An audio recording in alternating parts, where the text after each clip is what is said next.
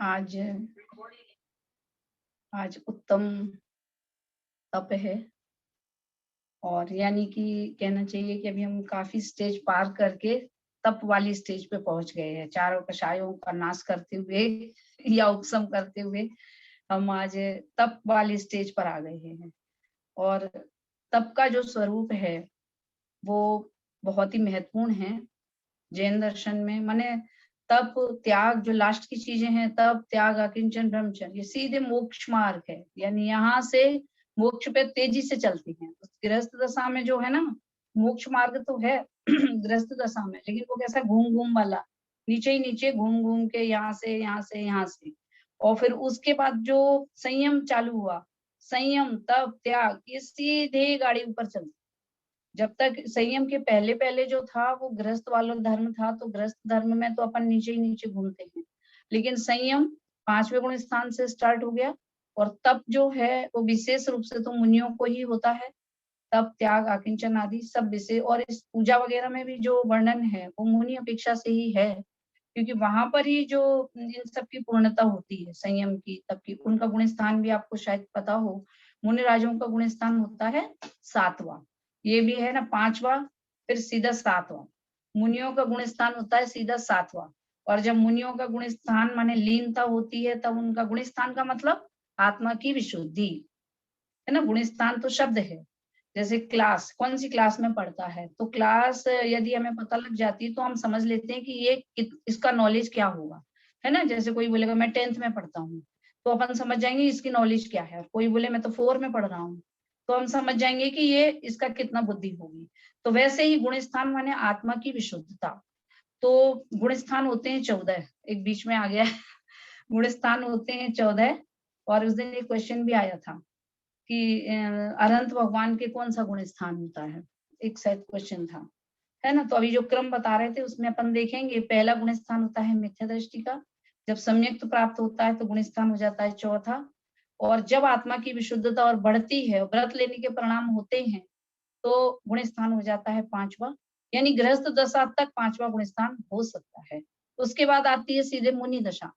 तो मुनि दशा यदि आती है तो गुण स्थान कौन सा हो जाता है 7वां, है ना। इसलिए इन गुण स्थान बढ़ रहा है, इसका मतलब सम्यक के सहित की ही बात है। यदि सम्यक दर्शन नहीं है और बाहर से अकेला त्याग है, तो गुण स्थान ही पहला है। चरणानुयोग भले कहे कि ये मुनि है, लेकिन करुणानुयोग की जो दृष्टि है वो उसमें उन्हें वो पहला गुण स्थान वाला ही माने।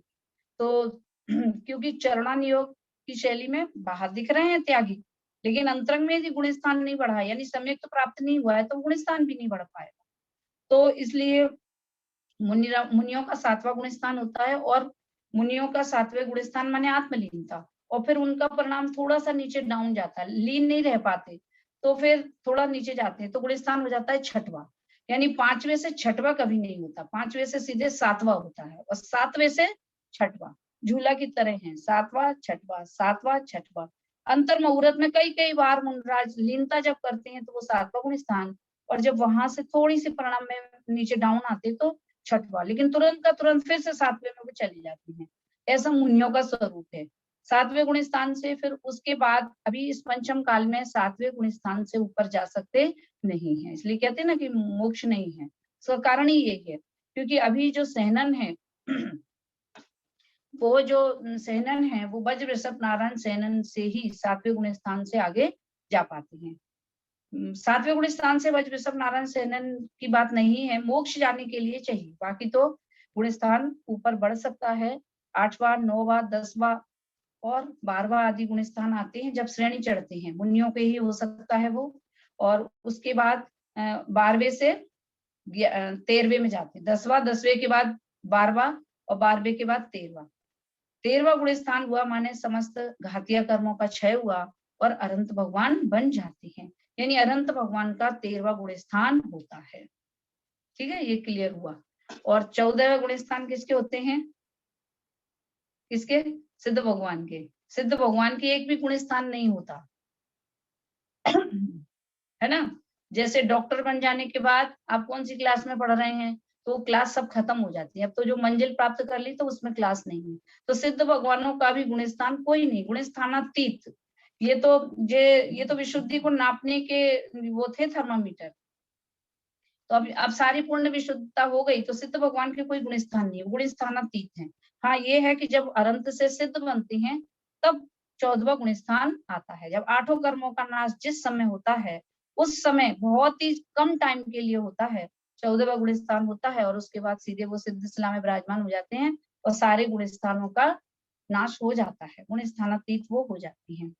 तो ये शॉर्ट में आ गया। देखिए टॉपिक यही होता है कि कुछ सोचे नहीं रहते हैं और आ जाती है थोड़ी सी चर्चा, और इसलिए तब की चर्चा कर रहे थे हम। अब जैसे कहा कि सम्यक्त के साथ ही उत्तम तप शब्द है, सम्यक्त के साथ किया गया तप ही, क्योंकि अभी जो गुण स्थान की चर्चा चली उसमें ये सिद्ध हुआ कि सम्यक्त के बिना गुण स्थान नहीं चढ़ेंगे तो मोक्ष मार्ग भी प्रारंभ हो पाता नहीं है। इसलिए सम्यक दर्शन पर विशेष ध्यान हमको देना चाहिए। अभी हमारी जो शक्ति है उसमें हम अपने अपने उपयोग को सम्यक्त में लगाएं। सम्यक दर्शन हो गया तो फिर त्याग आदि अपने आप ही, माने अपने आप नहीं, पुरुषार्थ पूर्वक होते जाएंगे, सम्यक होंगे वो। बाहर से जो त्याग दिखता है वो चरणानुयोग का त्याग है। 2 शैली उस दिन हमने बताई थी, चरणानुयोग और द्रव्यानुयोग। तो बाहर से त्यागी दिख जाते हैं, वो चरणानुयोग की शैली में उसे कहते हैं कि ये मुनिराज हैं, इनका 7वां गुण स्थान है। अब अपन को पता नहीं चलती तो हम लोग तो मानते हैं। तो चरणानुयोग को क्या कहा, कैमरा। जैसे कैमरे में कोई व्यक्ति सजा धजा जैसे भी बैठा हो तो उसका फोटो खींचेंगे तो वो जैसा है वैसा उसका फोटो आता है। और कर्णानुयोग को क्या कहा, एक्सरा। कर्णानुयोग जो है वो एक्सरा है, वो आप क्या क्या पहने हैं, कैसे लग रहे हैं, उससे कोई मतलब नहीं। आपके अंतर में क्या है, आपकी हड्डी में क्या हो रहा है ना। तो वो चीजें जो अंतरंग में जो चीजें हैं उसे जो दिखाता है उसे एक्सरे कहते हैं। वैसे ही इसमें भी यहाँ भी समझना चाहिए कि चरणानुयोग की शैली में जो दिखता है वो चरणानुयोग का त्याग है, और जो अंतरंग में होता है जो गुण स्थान वगैरह वो एक्सरे है। तो एक्सरे की दृष्टि से वो सम्यक दर्शन होगा तभी आप मोक्ष मार्ग में आगे बढ़ेंगे। तो हम सभी इसलिए उत्तम जो शब्द है 10 धर्मों की प्रकटता के लिए सबसे पहली शर्त क्या लगाई है, उत्तम शब्द, और हमें इस पे ध्यान देना चाहिए। उत्तम तप किसको कहा, सम्यक के साथ जो तप होता है उसे उत्तम तप कहते हैं। और आंशिक रूप से गृहस्थों को होता है, पूर्ण रूप से तो ये मुनराज को ही होता है। अब इसमें देखिए तप तप की जो चर्चा चलती है तो थोड़ा सा पूजा की लाइन मुझे लगता है कि आप लोग सब पढ़ते होंगे थोड़ा थोड़ा सा। तो क्या है कि जिससे कि आप जब कभी भी पढ़ें तो काफी कुछ आपके सामने क्लियर होगा, इसलिए भी हम लेना चाह रहे हैं। तप चाहे सुर राय कर्म शिखर को वज्र है। क्या कह रहे हैं, तप चाहे सुर राय। सुर माने कौन होता है, देवता। और देवताओं के जो राजा इंद्र हैं वे तप को चाहते हैं मगर तप कर पाते नहीं हैं। एक यही कमी है देवगति में, संयम नहीं पाल सकते वो। तो उनका गुण स्थान, इसलिए उस दिन भी बताया था, गुण स्थान उनका चौथा ही रहता है, कोई कमी नहीं है। देवों का गुण स्थान चाहे वो कितने भी ऊंचे क्यों ना हो और सम्यक दृष्टि प्राप्त भी कर लें तो भी उनका गुण स्थान चौथा होता है। अब देखिए यहाँ जो मुनिराज हैं उनका गुण स्थान कितना होता है, अभी बताया 7वां, है ना। जो सम्यक दृष्टि मुनिराज हैं उनका गुण स्थान होता है 7वां। और यदि उनकी पूर्णता नहीं हो पाती है और वो उनका जो मरण होता है उसके बाद उनकी अगली गति होती है देवगति।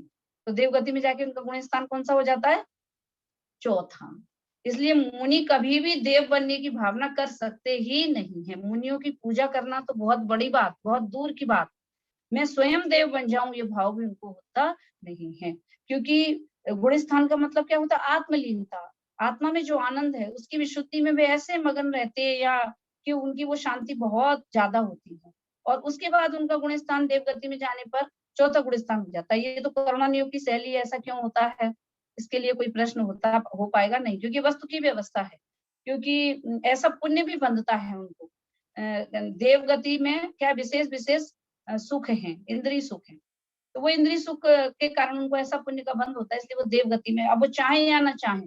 पुण्य पाप की ये विशेषता है, पुण्य हमारे चाहने से नहीं होता और ना चाहने और ना चाहने की कोई बात ही नहीं। यहाँ भी पाप के उदय कौन से हमारे चाहने से आ रहे हैं और पुण्य के उदय भी हमारे चाहने से नहीं आ रहे हैं। ये तो ऑटोमेटिक व्यवस्था है। बताया था ना कि ये जो पुण्य पाप है ये द्रव्य कर्म और इनके उदय है 9 कर्म, और हमें जीव भाव कर्म कर सकते, ये हमारी इन पे कोई चलती नहीं है। तो जीव क्या भावों के निमित्त से वो मुनिराज जो है वो देव गति में चले जाते हैं। इसलिए देव भी उस तप को चाहते हैं। कर्म शिखर को वज्र है, कर्म रूपी शिखर जो है उसको वज्र के समान है। शिखर माने पहाड़। अब पहाड़ को तोड़ने के लिए यानी कर्मों का अभी अपन को पता नहीं चलती। अभी हमको लगता है कि मेरे इतने कर्म बन रहे हैं, छोटे छोटे कर्मों में हमें लग रहा है कि कर्म बन रहे हैं। यदि अपन अपने अंदर झांक के देखेंगे तो मालूम नहीं कौन कौन से कर्म अभी सत्ता में पड़े हुए हैं और उनको तोड़ना है।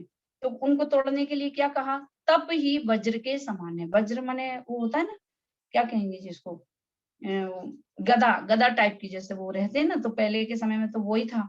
तो उसको तोड़ने के लिए वज्र के समान है, यानी तप करने से वो कर्म अपने आप ही टूटते हैं। इसके अलावा अन्य कोई उपाय नहीं है। इसलिए तप का भी स्वरूप समझना बहुत जरूरी है।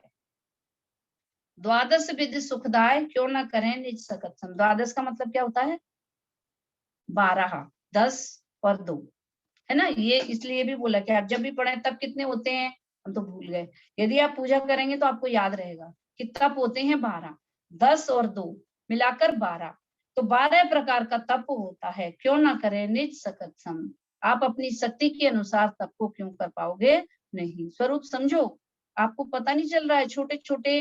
छोटी छोटी चीजों से ही और ज्ञान के साथ जो क्रियाएं होती हैं उनसे अंतरंग में बहुत कुछ हो जाता है। कर्म अपने आप ही बहुत चेंज होते हैं, कम होते हैं, बहुत कुछ हो जाता है। और यदि हम विपरीत करते हैं तो अंदर ही अंदर पता नहीं कितने कर्मों का बंध हो जाता है। इसलिए भी अपन को ज्ञान करना चाहिए। उत्तम सब तप सब माहि बखाना, कर्म शैल को वज्र समाना। बस्यो अनादि निगोद मझारा, भू विकल त्रय पशु तन धारा। अब क्या, उत्तम तप सब माहि बखाना। उत्तम तप का जो वर्णन है वो सभी में कहा गया है, तप को महान। कर्म शैल को वज्रसाना, दोबारा भी कहा। कर्म रूपी शैल माने भी पर्वत है, तो कर्म रूपी पर्वत को तोड़ने के लिए वज्र के समान दूसरा कोई उपाय नहीं है ना। कर्म को तोड़ने के लिए तप के सिवाय दूसरा कोई रास्ता नहीं है। तप कैसा है, बहुत कठिन बात है। ये वास्तव में तो अपनी अज्ञानता है कि अपन को ऐसा लगता है तप बहुत कठिन है ना। मुश्किल नहीं है, क्योंकि अभी हमारी दृष्टि तो पड़ी है शरीर की तरफ, इसलिए हमें कठिन लगता है। जिस दिन आत्मदृष्टि होगी इतना आनंद, यही सबसे बड़ी विपरीत मान्यता है। जो अभी तत्वों की चर्चा चलेगी उसमें ये बता रहे कि हमको लगता है कि बहुत कठिन है मोक्ष जाना, बहुत कठिन है तपस्या करना। बिल्कुल नहीं। जैसे कि बच्चों के लिए क्रिकेट खेलना देखना कैसा है, अच्छा है कि बुरा है, और अब उनको उसके लिए भूख भी नहीं लग रही है, तो उनको तो वो आनंदकारी है। ऐसे ही मुनिराज जो हैं, ये हमारी बहुत बड़ी भूल है कि हमको लगता है कि मुनि धर्म जो है वो बहुत दुख वाला है, बहुत कष्ट सहेंगे तब हम मोक्ष जाएंगे। जैसे कहते हैं ना, पढ़ाई करेंगे, इतनी मेहनत करेंगे, फिर इतना दुख उठाएंगे, तब जाकर के वो डॉक्टर बनेंगे, इंजीनियर बनेंगे, है ना। तो वो कह रहे हैं ये मार्ग भले दुख का हो अपना, लेकिन जो मोक्ष मार्ग है वो बिल्कुल भी दुख का नहीं है। आत्मा का आनंद ऐसा, अतीन्द्रिय आनंद होते हैं, उस आनंद में लीन रहते रहते वो अपना सब चीजों का त्याग, याद ही नहीं आती भोजन। भोजन की याद तो उसको याद है, हमारा तो ध्यान शरीर पे रखा है तो खाने पे रखा है। इसलिए हमें सब दिन लगता है कि खाया नहीं तो बेचारे कितने कमजोर हो गए, क्योंकि शरीर की तरफ से। लेकिन वहां जो वो मुनिराज जो अतीन्द्रिय आनंद को भोगते हैं, तो वो ऐसे आनंद में मगन रहते हैं कि उन्हें खाने का विकल्प नहीं आता है। इसका नाम है अनशन। मुनिराज जो व्रत करते हैं, उपवास करते हैं, वो कोई दुखी होकर के नहीं करते, सहजता से। जिस तरह से जैसे कोई की जो लोग बिजनेस करते हैं ना, उनकी उनकी जब शॉप पे काफी भीड़ होती है, उनका सीजन का टाइम होता है, तो वो अब कमाने में लगे हुए हैं और टिफिन आके रखा हुआ है और उन्हें खाया ही नहीं है, तो वो दुखी है कि सुखी है। इतना बढ़िया भोजन बन के आया आज, लेकिन इतनी दुकान पे भीड़ लगी रही और ऐसी कमाई हुई कि जो कभी नहीं हुई थी, तो उनको क्या दुख होता रहता, अरे मैंने आज खाना नहीं खा पाया, कितना बढ़िया खाना बनाया था। ऐसी याद आती क्या, याद ही नहीं आती, ऐसे लगे रहते कमाने में। तो जिसको जिसकी रुचि होती है वो काम करता रहता है, तो उसे भोजन की याद नहीं आती। पर हम लोगों का ध्यान पूरा भोजन पे रखा रहता है, इसलिए हमारा पूरा ध्यान भोजन पे रखा रहता है। और घर में आने पे सब कहते हैं, अरे आपने खाया नहीं, अरे आप क्यों नहीं खाए। अब वो क्या कहते, तुम्हें खाने की पड़ी, तुम्हें मालूम ही नहीं आज हमारी कितनी कमाई, है ना। तो वैसे ही है, हमारा ध्यान जो इस पे पड़ा हुआ है शरीर पे, इसलिए हमको लगता है ओ बेचारे मुनिराज। मुनिराज को जो हम बेचारा समझते हैं वो अवर्णवाद है, जो अपन ने पढ़ा था ना, दर्शन मोहिनी कर्म बंध का कारण है। बेचारे कौन होता है? दुखी हुए बेचारे कीड़े मकोड़े, बेचारे ये दुखी होता है, उसके लिए बेचारे शब्द आता है। और यदि हम मुनिराज को बेचारे समझ रहे हैं तो ये हम उनका बहुत बड़ा अनादर कर रहे हैं, हमें उनके सुख की खबर नहीं है। और क्या समझ रहे हैं? बहुत महिमा कर रहे हैं, भाई बेचारे एक टाइम खा रहे हैं, बेचारे सर्दी सहन कर, तुम्हें दिख रही है सर्दी, उनके उनके सुख का हमें खबर भी नहीं है, क्योंकि आत्मा के सुख में वो ऐसे लीन रहते हैं कि उन्हें भोजन की याद नहीं आती, सर्दी गर्मी शरीर में पड़ती रहती है, पर इसे वो जो सहते हैं वो सहज है उनके। जिस तरह से बताया ना, बिजनेस होता रहता है और उस समय लाइट भी चली जाए मान लो और पंखा भी बंद हो जाए तो भी उन्हें कोई फर्क नहीं पड़ता। सारे और लोगों को गर्मी लगे लगे, उन्हें गर्मी बिल्कुल नहीं लगी, क्योंकि जब वो कमाई होती है तो वो सारे परिसर सहन कर लेते, हम लोग भी नहीं सहन कर लेते। बेटा आने वाला है, उसने कहा कि मम्मी ये बनाओ, वो उसको वो बहुत पसंद है, और हम गर्मी है बहुत, लगे पड़े किचन में, बड़ा आनंद आ रहा है, ओ बच्चे के लिए ये बना रहे हैं, पसीना गिर रहा है, सब गिर रहा है, हमें बहुत अच्छा लग रहा है, अपने बेटे के लिए मैं ये बना रही हूँ, मुझे बहुत पसंद है। अब पसीना भी नहीं दिख रहा, कुछ नहीं दिख रहा, तो हम भी तो परिसर सहन कर लेते हैं, मोह के बस होकर, है ना। हमें भी जिससे राग होता है उसके लिए पता नहीं हम क्या क्या तकलीफें सहन कर लेती हैं, और हमें उसमें बिल्कुल तकलीफ फील नहीं होती, बहुत आनंद आता है।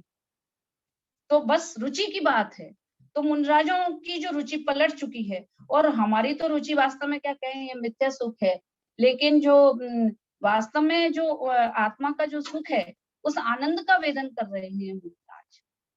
इसलिए मुनि स्वरूप को समझना भी बहुत ही जरूरी है, नहीं तो हम उनका वर्णवाद करते रहेंगे, बेचारे आज उनका अंतराय हो गया। ठीक है, सहजता से आना चाहिए वो भाव, लेकिन इससे वो कोई बेचारे नहीं हो जाते, कि उनकी महिमा करना, क्योंकि वे बेचारे हैं। यदि वे दुखी हैं तो बताइए हम कब मुनि बनने की सोचेंगे, हम कब बेचारा बनने की सोचेंगे?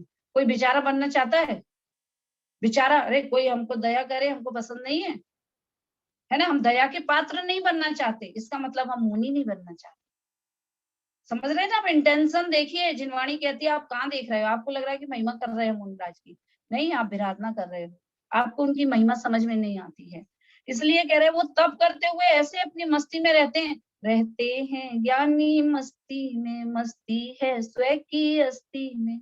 उनकी मस्ती का ख्याल ही नहीं आता, ऐसे आनंद में विभोर रहते हैं कि उन्हें इन सब चीजों की याद आती नहीं है। उस दशा का नाम मुनि दशा है। इस एंगल से जब हम देखेंगे तब हमको मुनि बनने का भाव आएगा, और तब हमें मुनियों की महिमा आएगी। नहीं तो हम तो बेचारे कहते रहेंगे, मायाचारी समझेंगे कि क्या कह रहे हैं, कि हम तो उनकी बहुत वो कर रहे हैं, तारीफ कर रहे हैं, और अंतरंग में उन्हें बड़ा दीनहीन समझ रहे हैं। उससे तो हमें ही अच्छे, कम से कम सर्दी लगती तो कपड़े तो पहन लेते हैं, वो बेचारे तो कपड़े भी पहन नहीं सकते, वो बेचारे तो खा भी नहीं सकते, अपन तो 4 बार खा लेते हैं, वो तो खा ही नहीं सकते।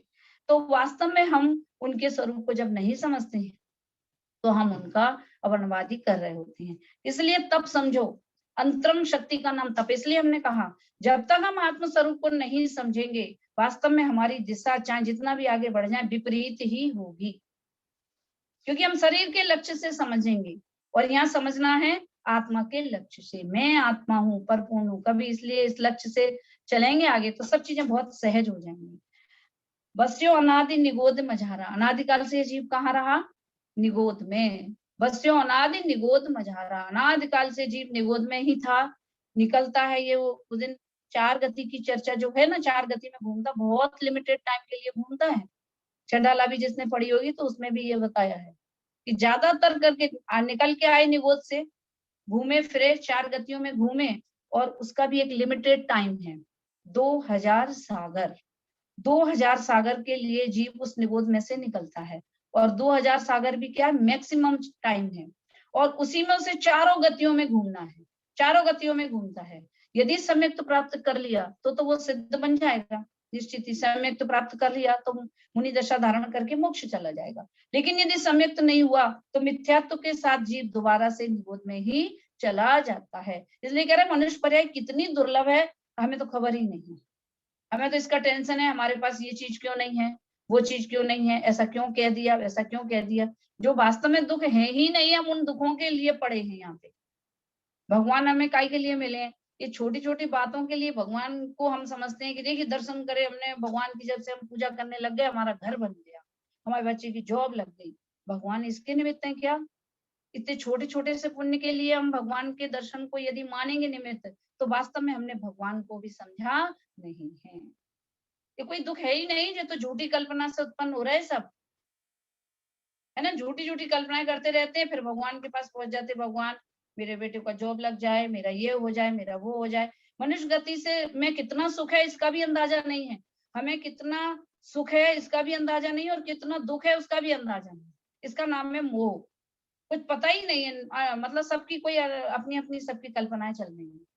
इसलिए जिनवाणी के एंगल से आप अपने को देखें, अपने सुख को देखें, अपने दुख को देखें। बड़े बड़े दुख तैयार बैठे हैं, ये गति छूटी तो उसके बाद की गतियों के बारे में जिनवाणी का ध्यान है। इसके बाद कहाँ जाओगे इसकी चिंता करो, और हमें यहीं रहने की चिंता है। घर तो बन जाए तब तो रहेंगे, है ना। अपन को ये चिंता है, वो कह रहे हैं कि भाई इसकी चिंता नहीं करो, पुण्य प्रमाण व्यवस्थाएं बनती हैं। भू बस्यो अनादि निगोद मिचारा, भू विकलत्र पशुतम धारा। भू विकलत्र, भू में इन्होंने एक इंद्रिय सभी जीवों को ले लिया। विकलत्र किसको कहते हैं, सबको पता, कुछ कुछ स्वाध्यायी लोगों को पता होगा। 2 से लेकर के 4 इंद्रिय तक के जीवों को विकलत्र कहते हैं, है ना। ये भी आप हमेशा लिख के रखेंगे तो आपको समझ में आएगा।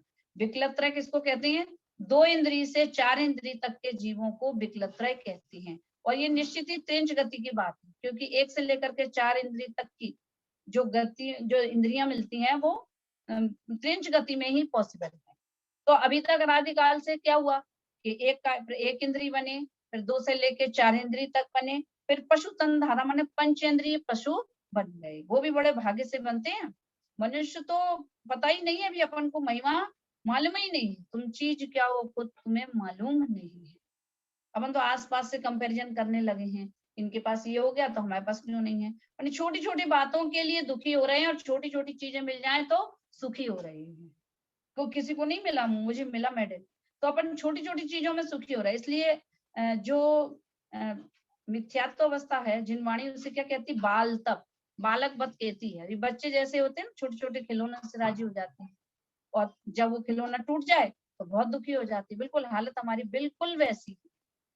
बड़े होना है हमको, तो बड़े हो जाएंगे ना, तो बच्चों जैसे बच्चों के छोटी छोटी चीजों पे दुखी होना भूल जाएंगे, वैसी बात है। जैसे ही ज्ञान थोड़ा होगा, ज्ञान से वृद्धि होगी, छोटी छोटी चीजों में दुख होगा ही नहीं, क्योंकि हमारे सोचने का एंगल बदल जाएगा। बल्कि क्या लगेगा, अच्छा है कर्म की निर्जरा होगी, इतना नुकसान हो गया, चलो कर्म की निर्जरा हो गई, पूर्व में किसी से लिया होगा वो हमारा चुक गया, ऐसे सोचो तो दुखी होने की कोई बात ही नहीं। और वास्तव में ये सच है। सोचने का मतलब क्या है, झूठ मूठ का नहीं सोचना। सोचना माने सोच लो, सोचने की बात नहीं है, बस तो व्यवस्था कह रही है। वास्तव में पूर्व के कर्म में ऐसा ही था, जिसकी वजह से आज आपको ये नुकसान उठाना पड़ा है। आज किसी ने आपकी हेल्प नहीं की, क्यों नहीं की, निश्चित ही हमने भी कभी किसी जरूरतमंद की हेल्प नहीं की होगी।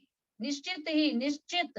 जिनवाणी का वचन नहीं है आप मदद करते रहो और आपको कोई हेल्प ना करे, इस भाव की बात नहीं है। हम शरीर से मत देखो अपने को, अनादिकाल से घूम रहे हैं हम तो। जैसे ये एक आती है वो, जैसे वो थे ना, कहना चाहिए जो अंधे थे, धृतराष्ट्र। धृतराष्ट्र जब अंधे थे तो उन्होंने श्री कृष्ण से पूछा कि मैंने ऐसा क्या पाप किया कि मैं अंधा हो गया।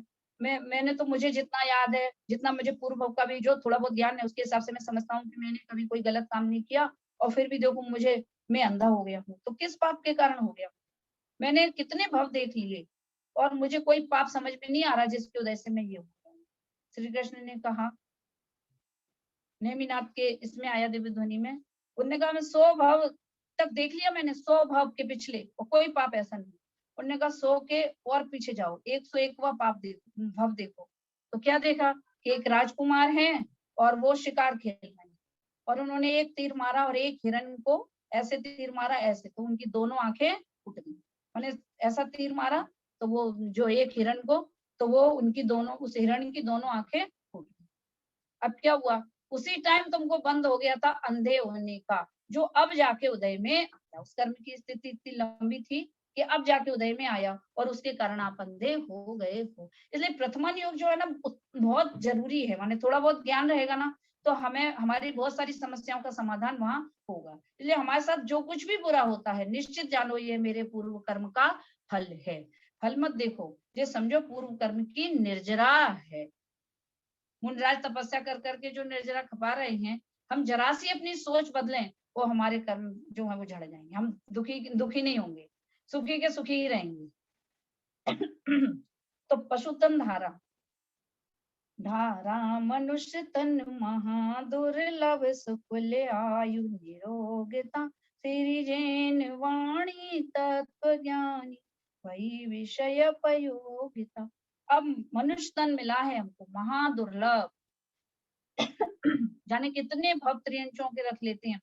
देव बनना सरल है, जो 2000 सागर की जो जो हमने बताया टाइम पीरियड, 2000 सागर का जो टाइम है, उसमें से भी 1460 जो भव हैं वो देवगति में ही रखे जाते हैं। देवगति में इतने सागर तो देवगति में भी थे, और बाकी के जो बचे 760 या 40 जितने बचे वो नरक में। तो पूरे 2000 तो वहीं पूरे हो गए देवगति में, और नरक गति में ही वो 2000 सागर बीतता है, बहुत ज्यादा बचा 2000 सागर से कुछ अधिक कहा है। तो वो जो कुछ अधिक है उसमें है मनुष्य और त्रियंच, क्योंकि आयु ही कितनी मनुष्यों की और त्रियंचों की, आयु ही बहुत थोड़ी थोड़ी है, सागरों में तो बहुत लंबा लंबा नाप है। तो मनुष्य गति अत्यंत दुर्लभता से मिलती है, और बहुत शॉर्ट टाइम के लिए मिलती है, क्योंकि मनुष्य गति की आयु भी बहुत कम है। तो धारा मनुष्य तन महादुर्लभ, अत्यंत दुर्लभता से हमें मनुष्य तन मिला है, सुकुल मिला है, अच्छा कुल मिला है, लंबी आयु मिली है, और निरोगी शरीर मिला है। इतनी इतनी फैसिलिटी मिली है, लेकिन हम इस फैसिलिटी का उपयोग काय में कर रहे हैं? केवल भोगों में निकल गई सारी जिंदगी। जितना भी स्वस्थ शरीर होगा, जैसे ही सही हुए, बीमार हुए, तो जैसे ही ठीक हुए तो क्या हुआ कि सबसे पहले घूमने जाएंगे। तो हमारा स्वस्थ होने के लिए के बाद हम क्या करेंगे? हमारा सारा जीवन जो है भोगों में चला जाता है। क्यों नहीं है? क्योंकि हमें इस दुर्लभता का ख्याल नहीं है, बस इसलिए। दुर्लभता समझें, भोगने की मना नहीं है, लेकिन भेद ज्ञान, आप ध्यान में रहो, इन चीजों से ऐसे ऐसे कर्मों का बंध भी होता है। एक जागृति रखना, बस। जिनवाणी में त्याग बहुत बाद में है, पहले तो आपको जागृति होना चाहिए, पता होना चाहिए कि आपकी जो जीवन शैली है उससे आपको इस प्रकार के कर्मों का बंध हो रहा है, आपका इतना नुकसान हो रहा है, ये आपको पता हो तो फिर हम कितना नुकसान वाला काम करेंगे, है ना? हमें पता ही नहीं चल रहा है कि मेरे मेरा मीटर इतना उठ रहा है, और जैसे ही पता लगे आप इसको ऑन कर देते हो तो आपका मीटर जो है इलेक्ट्रिक का बहुत उठता जाता है। तो क्या होगा? तब हम, जब हमें ज्ञान हो जाए तो हम उन चीजों को समझ पाएंगे। सुकुल आयु निरोगता, जैन वाणी तत्व का ज्ञान, जैन धर्म मिलना, जिनवाणी सुनना, और जिनवाणी सुनने में भी तत्व ज्ञान की चर्चा। जैसे आज हम जो तत्व की चर्चा करने वाले हैं, तो वो बहुत ही जरूरी है। इस एंगल से अपने को देखो, क्योंकि अभी हम लोग की जो चर्चा है वो द्रव्यन योग के एंगल को प्रमुख करती हुई हो रही है। बाकी चर्चा तो अपन ने अभी भी सुनी है ना, बहुत सुनी है, सभी लोग 10 धर्म की चर्चा कोई भी नहीं करते ही होंगे आप सभी। तो क्या होता है कि वो चरणन योग वाले एंगल से, कर्णन योग वाले एंगल से कर लेते हैं। जो तत्व ज्ञान की चर्चा है वो द्रव्यन योग में ही है। तो द्रव्यन योग के एंगल से हम जो चर्चा करेंगे तब हमें समझ में आती है। और भाई विषय उपयोगिता, विषयों को छोड़ने की अपने अंदर में ऐसी शक्ति भी आई है, रुचि भी हुई है ना? नहीं तो सब ठीक ठाक भी रहे तो हमारा ध्यान तो, रुचि नहीं होने के कारण हम धर्म में लगते नहीं है। अति महादुर्लभ त्याग विषय कषाय, जो तप आदि, अति महादुर्लभ है जो त्याग विषय कषाय को छोड़कर हम तप की तरफ चले जाएं, ये बहुत ही दुर्लभ से दुर्लभ है। जब अनंत अनंत जीव एक इंद्री में जाते, अनंत जीव जब एक इंद्री में जाते हैं, तब एक जीव 2 इंद्री में आता है। ध्यान से सुनना क्या है इसका जो रेशो। अनंत जीव एक इंद्री में जन्म ले लिए, तब एक जीव 2 इंद्री में, फिर अनंत जीव 2 इंद्री में चले गए, तब एक जीव 3 इंद्री में। जब अनंत 3 इंद्री जीव चले गए, अनंत जन्म उनका इसमें हो गया 3 इंद्री में, तब एक जीव 4 इंद्री बनता है। जब अनंत जीव चौथे में चले जाते हैं, तब कोई एक 5वें में आता है। अनंत और एक का रेशो है, इधर अनंत जीव है और उधर एक। फिर चार इंद्रिय जीव इतने चले गए अनंत, तब एक पंचेंद्रिय मन रहित, जिसका मन नहीं है, वो एक बनता है। फिर उसके बाद अनंत मन रहित जीव जाते हैं, जन्म मिलता है, माने किन्हीं जीवों का मरण करके वो इस गति में गए जिनको इसमें तब एक जीव सेनी पर्याय में आता है। पशु पर्याय की बात कर रहे हैं अभी, तो सैनी तो पशु भी होते हैं। फिर अनंत सैनी जब वहां चले जाते तब एक मनुष्य जीव तैयार होता है। मनुष्य गति बहुत दुर्लभ है, क्योंकि मनुष्य गति में आना दुर्लभ है।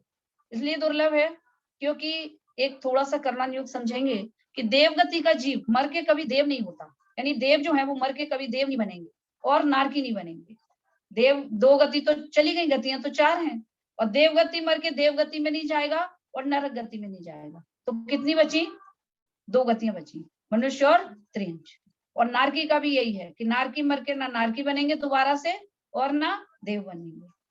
तो इसका मतलब क्या है कि मनुष्य गति में और त्रियंश गति में आने के लिए अब सारे देव नारकी कहाँ जाएंगे? यही आएंगे, है ना, त्रियंश गति में और मनुष्य गति में। तो त्रियंश गति में तो आते हैं, तो उसमें भी बहुत जीव त्रियंश गति में चले जाते हैं, तो मनुष्य गति में आने की जो पात्रता है वो बहुत कम जीवों में पाई जाती है। उसमें भी साथ में नरक के नारकी आते हैं, कुछ कुछ है नियम, तो वो केवल सातवें नरक से जो नारकी आएगा वो नियम से पंचेंद्रिय हिंसक पशु बनते हैं, वो भी मनुष्य में नहीं आते हैं, बहुत दुर्लभता से आते हैं। ये तो आप जब संजीव जी गोदा जी उनका एक पूरा प्रवचन मनुष्य भाव की दुर्लभता पर है। और मनुष्य भाव मिल गया तो देवशास्त्र गुरु नहीं मिले, जैन कुल मिलना, और जैन कुल में भी सच्चे देवशास्त्र गुरु का मिलना, और इन सब मिलने से भी बढ़कर है हमारी रुचि का होना।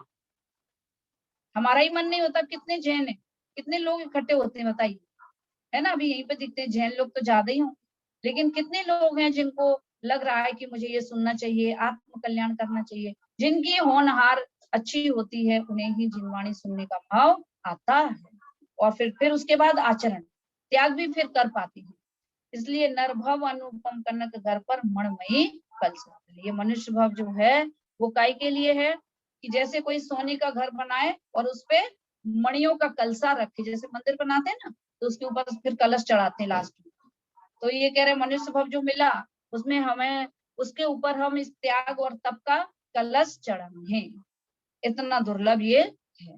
तो इस तरह से ये हमने आज उत्तम तप धर्म की चर्चा करी, तो ये हमें समझ में आया होगा कि तप कितना जरूरी है ना। और सबसे बड़ी बात, एक मान्यता बिल्कुल ये निकाल दो कि तप करने में दुख है, बिल्कुल भी नहीं, यानी बताया ना, केवल रुचि बदलती है तो हमें तप करने में आनंद आता है। जैसे बताया जिस तरफ रुचि होती है, बच्चों के प्रति आनंद है तो बच्चों के लिए कुछ भी करते हैं तो हमको अच्छा लगता है, तो हम अपनी आत्मा के लिए कुछ करते हैं, आत्मा के लिए करते नहीं है, हम आत्मा का आनंद जब लेते हैं तो हमें बहुत आनंद होता है। अब एक थोड़ा सा और, तप कितने प्रकार का है?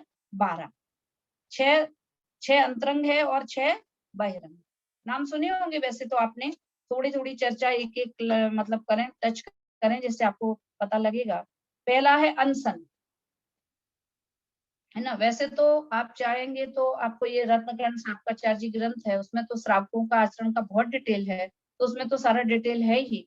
लेकिन भारेली जी की धर्म के 10 लक्षण किताब भी है, यदि जो लोगों को धर्म के बारे में जानना हो तो वो उनका भी अध्ययन कर सकते हैं। अनशन, अनशन का मतलब क्या है?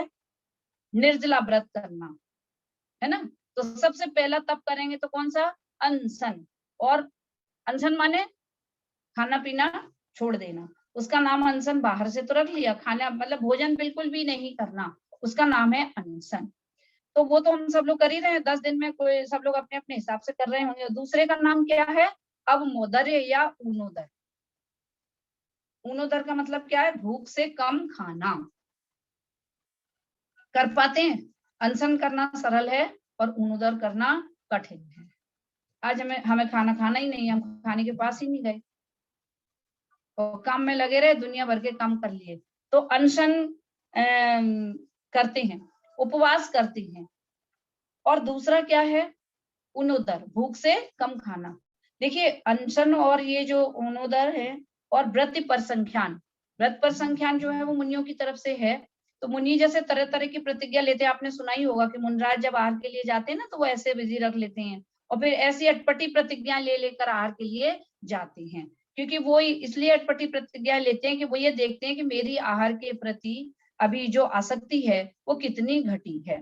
जैसे महावीर भगवान का था ना, कोई स्त्री हो जिसके बाल मुड़े हुए हों, राजकुमारी हो, बेड़ी में बंधी हुई हो, अब ऐसी स्त्री का वो से दिखेगी तब आहार लेंगे। अब कितना मुश्किल था ये, है ना, कितना मुश्किल था। तो ये व्रत पर संख्यान था, इसके मतलब वो अटपटी प्रतिज्ञाएं मुनिराज लेते, तो इसको व्रत पर संख्यान। और महावीर भगवान को उस समय में 5 महीने तक आहार नहीं मिला, आदिनाथ का आहार नहीं मिला, वो तो सबको पता है कि उनको 1 साल तक आहार नहीं मिला।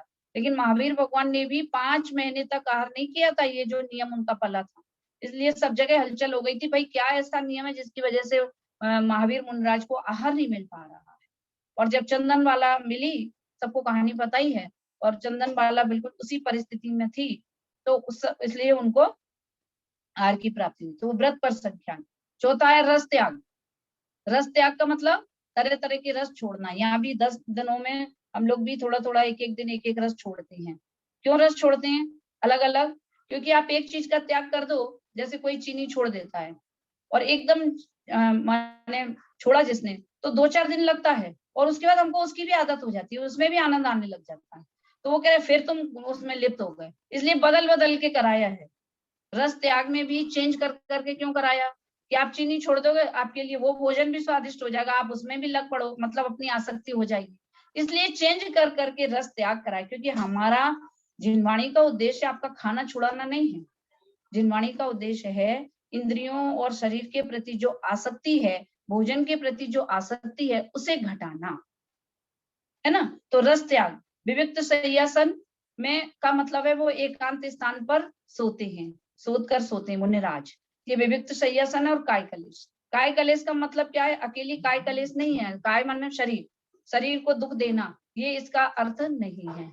मतलब परिसय सहना, सहजता से शरीर की परवाह नहीं करना, वो काय कलेश है। अब ये सारे तप कौन से हैं? बहिरंग। बहिरंग क्यों कहे? क्योंकि ये बाहर से दिखते हैं, लेकिन इतना ध्यान रखना, सम्यक के साथ, आत्मा की आनंद के साथ ये जब व्रत होते हैं तब ही ये सम्यक नाम पाते हैं। भोजन छोड़ा है तो काय के उद्देश्य से कि आप घर के काम, आप खाना ही नहीं बनेगा तो कितने फ्री हो जाएंगे। खाना बनाना भी नहीं है और खाना भी नहीं है, तो आप देखिए किसी दिन ऐसा करके, तो ऐसा लगेगा हम कितने फ्री। तो वो समय कहाँ लगाना है? आत्मा के आत्मा के पास रहना। उप माने आत्मा के, वास माने रहना, आत्मा के समीप रहना, उसका नाम उपवास है। और हमने क्या करा कि केवल खाना छोड़ने का नाम उपवास रख लिया। ऐसा नहीं करना चाहिए। धर्म ध्यान में अपन भी अपनी शक्ति प्रमाण उस टाइम को धर्म ध्यान में ही लगाएं। भूख से कम खाना। देखिए जो मुनिराज होते हैं, जो 6 कैसे तप कहे? बहिरंग। और इसके बाद है 6 हैं अंतरंग। अंतरंग तप भी क्या है?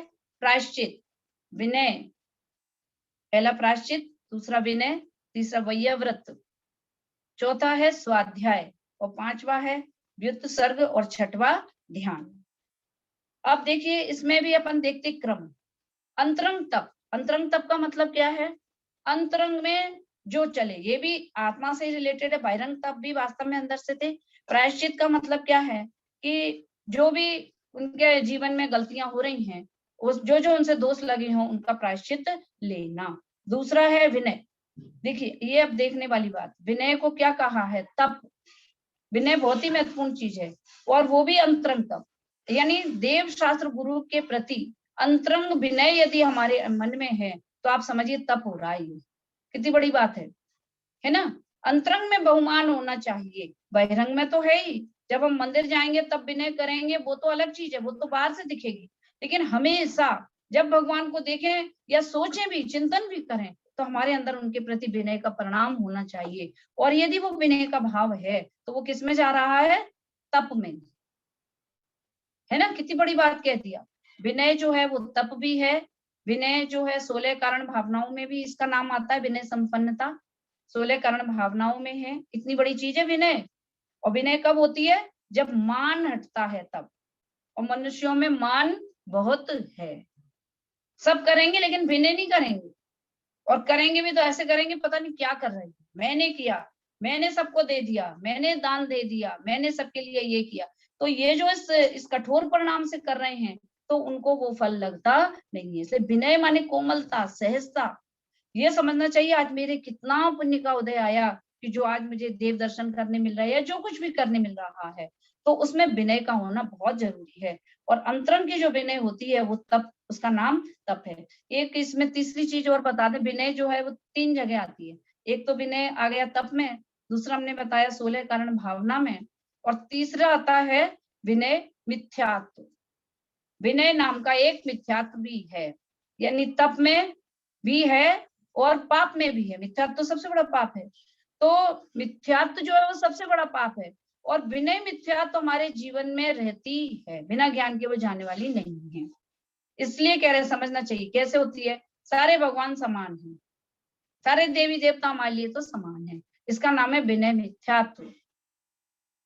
वीतरागी हैं चाहे रागी हैं, हमारे लिए तो सब एक जैसी हैं। नहीं, विनय मिथ्यात्व नहीं होना चाहिए। हमारा जो सिर है वो भी, हम भी कौन है, भावी सिद्ध हैं, भविष्य के सिद्ध हैं, चाहे जिसके सामने नहीं झुकेंगे। केवल पंच परमेष्टि के सामने हमारा सर झुकना चाहिए। हमारे पूज्य पंच परमेष्टि हैं, है ना। तो ये विनय मिथ्यात्व भी है। विनय नाम का मिथ्यात्व को भी समझना बहुत जरूरी है। हर किसी को एक जैसा समझ लेना, चाहे जिसको मान लेना, पूजा कर लेना, ये मिथ्यात्व में जा रहा है। और मिथ्यात्व सबसे बड़ा पाप है। यदि मिथ्यात्व रह जाता है तो सबको ही पता है कि मिथ्यात्व जो है वो मोहिनी कर्म जो है ना, वो उसका भेद है विनय, विनय मिथ्यात्व। तो वहां पे विनय मिथ्यात्व को लिया। वैया व्रत में भी लेते हैं। वैया व्रत का मतलब है आपस में मुनराज एक दूसरे की वैया व्रत करते हैं। हम सबको भी वैया व्रत आदि करना चाहिए। यदि वैया व्रत की आवश्यकता है तो करना चाहिए। और फिर चौथे नंबर पे क्या आया, स्वाध्याय। स्वाध्याय देखिए, एक के बाद एक जो बाद में लेवल है, तो आप समझना वो एक से बढ़कर ही है।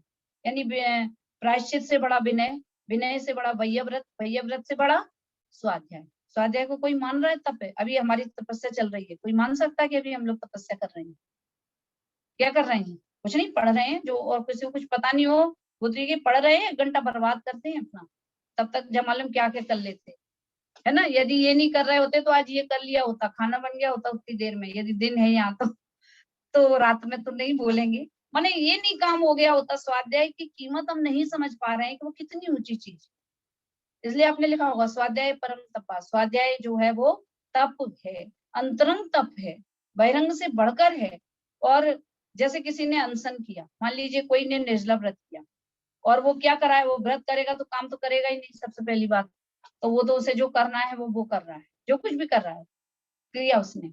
और एक स्वाध्याय कर रहा है। हमारी नजरों में कौन ने तप किया है? बताओ, अपन अपनी बात करेंगे। क्या किया है? तुम तो आराम से खाए बैठे हो, पढ़ रहे हो, देखो वो बेचारा है उसने किया है व्रत। तो हमारी नजरों में बड़ा कौन होता है? जिसने अनशन किया है। हम अनशन को कम नहीं कह रहे हैं, लेकिन क्या है, समझना चाहिए स्वाध्याय की वैल्यू नहीं कर रहे हैं हम। अंतरंग तप है, बल्कि सारे रास्ते जो खुल रहे हैं, खुलते हैं, वो स्वाध्याय से खुलती है। क्योंकि देखिए, एक हमारे जीवन में जैसे अभी भी अपन करेंगे 10 लक्षण आए हैं, तो हम लोग जैसे पूजा भी करेंगे, तो पूजा भी जरूरी है, तो सब भी सठ आवश्यक में है। और सठ आवश्यक में भी स्वाध्याय को दिया है। तो पूजा में क्या करते हैं हम, क्या करते हैं हम पूजा जब करते हैं तो हम अपनी भगवान को सुनाते हैं। भगवान आप ऐसे हो, आपने इतने कर्मों का नाश कर दिया, आप ये हो, आप बहुत सुखी हो। यानी हमें जो कुछ आता है वो हम भगवान को सुनाते हैं। उसका नाम है पूजा, है ना। और स्वाध्याय किसका नाम है? कि भगवान ने जो रास्ता बताया है वो है स्वाध्याय। हमने भगवान से कहा हम बहुत दुखी हैं, हमारी ये प्रॉब्लम है, ऐसा है वैसा है ना। तो फिर भगवान ने उसका मार्ग बताया। तो अब क्या हुआ, जैसे कि अपन डॉक्टर के पास जाएं और डॉक्टर से क्या बोलें, डॉक्टर साहब हमको ये प्रॉब्लम है, ये बीमारी हो गई है, यहाँ दर्द रहता है, बहुत दर्द रहता है। अपन ने बताया उनको, डॉक्टर ने कहा ठीक है, अब इलाज सुनो। अब डॉक्टर साहब हमारा तो टाइम हो गया, अब हम नहीं सोएंगे, अब तो हम जा रहे हैं। तो फिर क्या होगा? डॉक्टर को तो हम अपनी सुनाया है, लेकिन जब डॉक्टर ने इलाज बताया तो हमने कहा कि भैया अब हम जा रहे हैं, हमारा तो टाइम हो गया, और हम ऐसे आ जाएं तो बताओ हम कितने ठीक हो जाएंगे, है ना। ये क्या कर रहे हैं हम? रोज जाके भगवान को सुनाना है कि भगवान आप ऐसे हो, आप वैसे हो, आप में बहुत है, यानी भगवान की स्तुति करना। ये कोई गलत नहीं है, पूजा कोई ऐसा नहीं कह रहे कि कोई सही नहीं है, लेकिन आप स्वरूप समझो कि पूजा किसका नाम है और स्वाध्याय किसका नाम है। कि पूजा में भगवान को हम सुनाते हैं, और स्वाध्याय में भगवान ने जो मार्ग बताया है कि तुम दुखी क्यों हो, वो मार्ग जो उन्होंने हमें बताया है उससे वो हमें स्वाध्याय के जरिए पता चलता है। इसलिए स्वाध्याय करना बहुत ही जरूरी है। इसलिए आपने 10 दिनों में जो नियम लिया हो, लेकिन आप एक स्वाध्याय का नियम जरूर लेना। कुछ भी हम आधा घंटा टाइम निकालें तो बहुत ही अच्छी बात है, स्वाध्याय तो करेंगे, क्योंकि यहाँ अपन जो स्वाध्याय कर रहे हैं वो तो क्षणिक है। ये तो कह रहे हैं ना ट्रेलर है, जिससे आपको थोड़ी रुचि होगी कि ये चीज जानना चाहिए, एक एक शब्द कान में पढ़ेंगे तो रुचि बढ़ेगी। बाकी जो पूरा स्वाध्याय करते हैं, जब एक शास्त्र हम पूरा पढ़ते हैं तब हम उस विषय का पूरा पूरा ज्ञान होता है, आगे का भी पीछे का भी सब चीजें ज्ञान में आती। इसलिए स्वाध्याय करना बहुत ही जरूरी है। इसीलिए स्वाध्याय, और ये सबसे सहज भी है, सरल भी है, ऐसा कठिन चीज नहीं है, इसमें आपको कुछ करना नहीं है। आजकल तो बहुत ही ज्यादा स्वाध्याय हो रहा है, ऑनलाइन भी आप सुन सकते हैं। तो इस तरह से ये स्वाध्याय तप है। और उसके बाद है स्वाध्याय भी 5 प्रकार का है, पता है? वांचना, पढ़ना भी स्वाध्याय है, सुनना और पूछना भी स्वाध्याय है। वाचना, पूछना, आप जो पूछते हैं वह भी स्वाध्याय का अंग है। यदि हमारी कोई जिज्ञासा है और हम नहीं पूछते तो वो भी स्वाध्याय अधूरा है ना? क्योंकि जिज्ञासा यदि कोई है तो उसे जरूर पूछना चाहिए, है ना? आपने जो पढ़ा है, सुना है, वो वाचना, प्रचना और चिंतन करना, फिर उस पर चिंतन करना, ये स्वाध्याय। आमना है, बार बार उसका रिवीजन करना, ये स्वाध्याय। और उसके बाद धर्म का उपदेश देना, उसके बाद देना। नहीं तो क्या है कि मालूम कुछ है नहीं, और अभी ऐसा ही होता है, अधूरे ज्ञान में ही उपदेश देने की वो हो जाती है और ज्ञान पूरा होता नहीं है। इसलिए बहुत सी चीजें हम गलत कह देते हैं, ये बहुत बड़ा दोष है। नहीं आता है तो हमें उपदेश नहीं देना चाहिए। अब और ये आता है कि इस व्युत्सर्ग कहते हैं, इसलिए इसमें क्या क्या बाहर क्या जो परिग्रह त्यागा है उसे व्युत्सर्ग कहते हैं।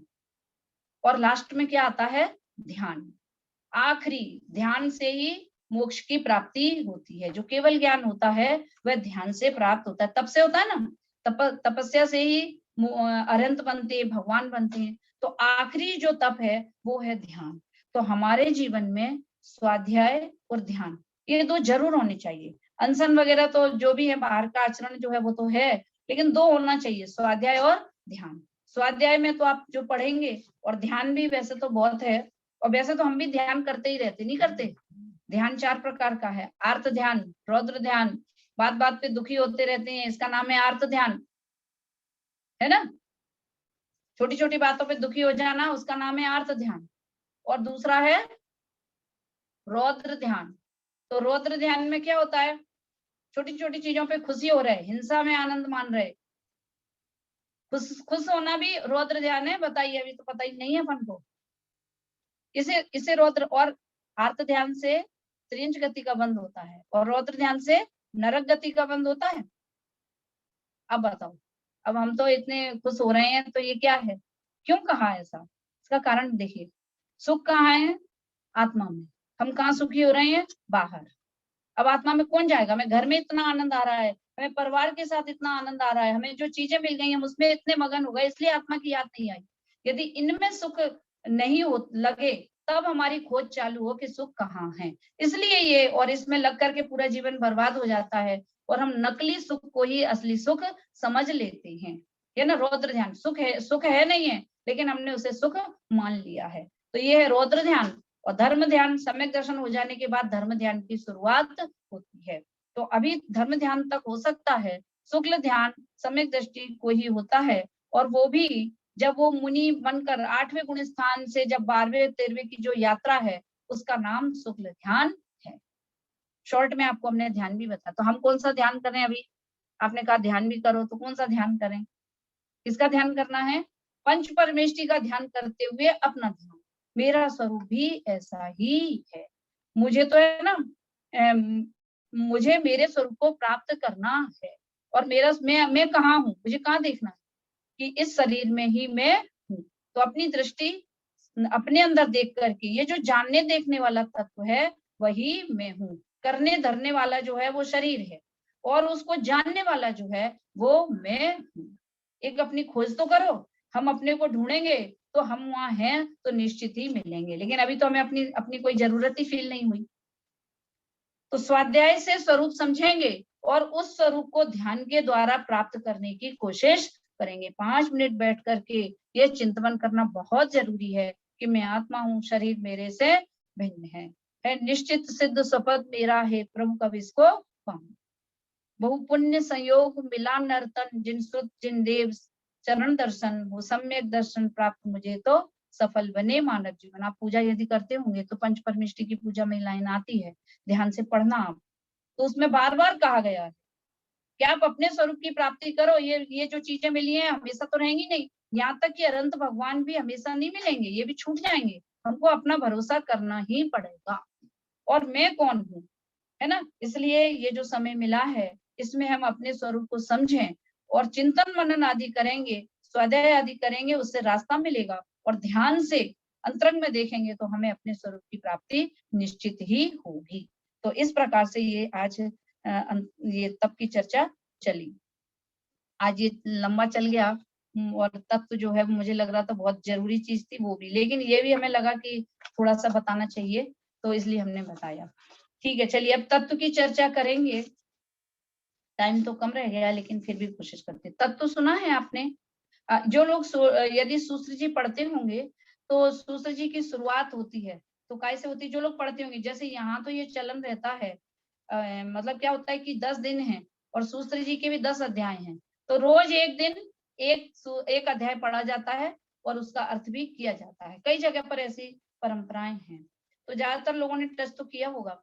तो सूत्र जी का जो पहला अध्याय है और उसकी जो पहली लाइन है उसमें पता है क्या बताया?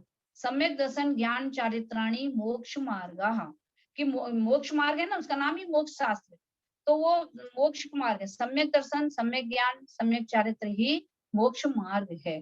फिर सम्यक दर्शन क्या है, तो उसमें दूसरा ही सूत्र दिया, तत्वार्थ श्रद्धानम सम्यक दर्शनम, तत्व के श्रद्धान को सम्यक दर्शन कहते। यानी पूरा जो मोक्ष शास्त्र है वो 7 तत्वों की चर्चा है उसमें, और हम लोगों को इतना पढ़ते सुनते हो गए और हम तत्व को न जाने तो वास्तव में समझिए फिर हमने कहाँ जिनवाणी को कुछ भी समझा, है ना। इसलिए तत्व के श्रद्धान को सम्यक दर्शन कहते हैं। तो श्रद्धा करने से पहले फिर उसमें अगली लाइन दिया, तत्वार्थ श्रद्धानम सम्यक दर्शनम। फिर तत्व कौन है, तो बताया जीव अजीव आश्रव बंध संवर निर्जरा मोक्षास तत्व। तो तत्व कितने होते हैं? 7। थोड़ी थोड़ी नॉलेज जिन्हें होगी तो वो बता देंगे। तो 7 तत्व होते हैं। पहला कौन सा तत्व है? जीव। पहला तत्व है जीव और दूसरा है अजीब। ठीक है ना, पहला तत्व है जीव, दूसरा है अजीब। अजीब तत्व जब हमने कह दिया, ये जीव और अजीब 2 तत्व जब हमने कहे तो इसमें कितने द्रव्य आ गए? 6 द्रव्य। 6 द्रव्य आ गए ना, क्योंकि 5 द्रव्य अजीब हैं और एक में जीव। तो जब जीव और अजीब की चर्चा चलती, बहुत से कहते हैं कि इसमें तो द्रव्य आए ही नहीं, इसमें तो द्रव्य की चर्चा नहीं है। ऐसा नहीं, जब हमने जीव कहा तो जीव में तो मैं और अजीब में 5 द्रव्य, तो वो 5 द्रव्य इसमें शामिल हो गए। और 5 द्रव्य से और ज्यादा चीजें भी शामिल हुई इसमें, जिनकी चर्चा अपन बाद में करेंगे। तो जीव अजीब, आश्रव, तीसरा नाम है आश्रव, चौथा है संवर, बंध, आश्रव फिर बंध फिर संवर निर्जरा और मोक्ष, ये 7 तत्व हैं।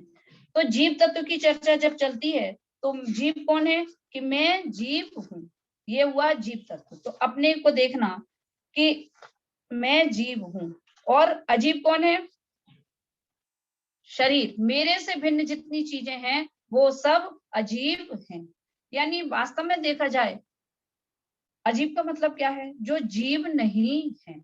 यानी दूसरे लोग भी, दूसरे जीव भी मेरे लिए तो अजीब के जैसे ही हैं, है ना, क्योंकि जीव तत्व को समझना है अपने को। तो पहला है जीव और दूसरा है अजीब। अजीब में आया शरीर, शरीर और जितने मतलब द्रव्य कर्म, नौ कर्म, ये जो अजीब में आ गए। अब तीसरा है आश्रव। आश्रव किसको कहते हैं? कि कर्मों के आने को आश्रव कहते हैं। इसलिए इसको लास्ट में लिया कि काफी चीजें अपनी समझ में जब आ गई हैं तब अपन समझ पाएंगे। कर्मों के आने के द्वार को आश्रव कहते हैं, ठीक है। आश्रव माने कर्मों का आश्रव तो निरंतर हो ही रहा है, और वो कर्म आते हैं तो फिर क्या होता है, बंध जाते हैं। आते हैं कर्म, आके चले जाते तो हमें कोई प्रॉब्लम नहीं थी, आए और जाए, चोर आए और चले गए, कोई प्रॉब्लम नहीं। लेकिन वो घर में रह गए, घुस गए, तो अब प्रॉब्लम है कि अब पता नहीं क्या नुकसान करें, है ना। आकर आया था फिर चला गया तो कोई दिक्कत की बात नहीं। तो कर्म जो आते हैं फिर क्या करते हैं, ठहर जाते हैं, आत्मा में रुक जाते हैं, तो उसे कहा बंध। कर्मों का आना उसे आश्रव, और कर्म रुक जाना उसे कहते हैं बंध। और फिर यहाँ तक तो चल ही रहा है सब कुछ।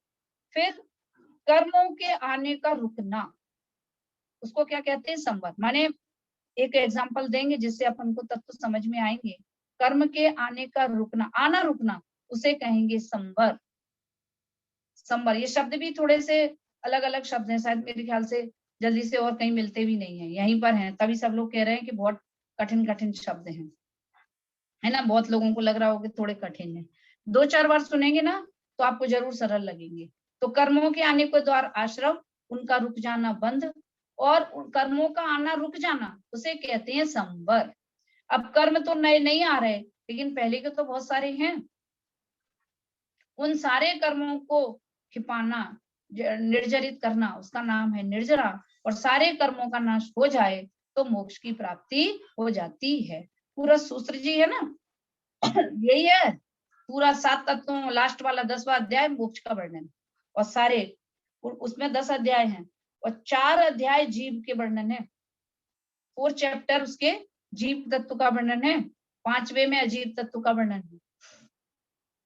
क्यों, जीव तत्व कोई ऐसा थोड़ी ना है, ऐसा महान तत्व है कि उसके लिए 4 चैप्टर लिखे गए। ऐसा मैं हूँ, किसकी चर्चा है, जीव माने मैं, तो इसकी चर्चा अपने को। इसको एक एग्जांपल से समझेंगे यदि कुछ कठिन लगा हो, जो पहली बार सुन रहे हो।